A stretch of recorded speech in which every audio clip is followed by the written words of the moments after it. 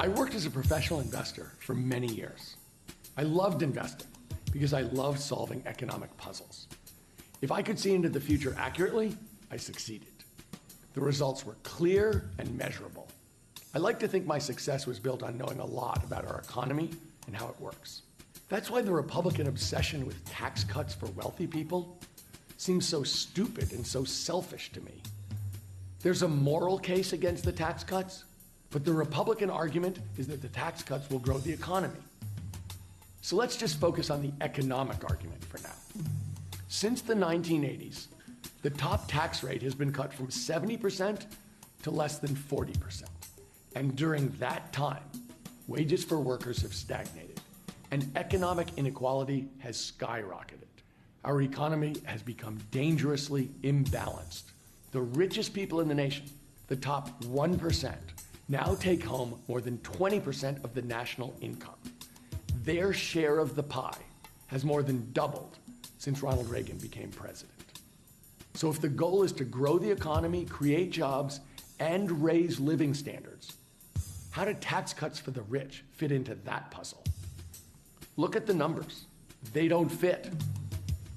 Take it from me. Tax cuts for wealthy people haven't helped anyone except wealthy people.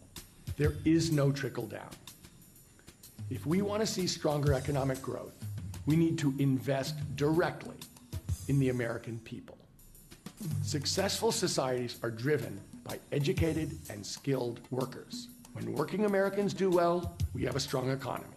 And it's common sense to any business owner or anyone else who thinks about it. A growing, well-trained workforce not only strengthens our economy, it gives us an edge over our competition overseas. That requires public investment in workers, not cutting programs to pave the way for tax cuts that only work in the short run. Serious investors care much more about long-term growth than quick fixes to the tax code. The Republicans want to finance tax breaks by gutting education, by slashing job training, and by denying people their health care.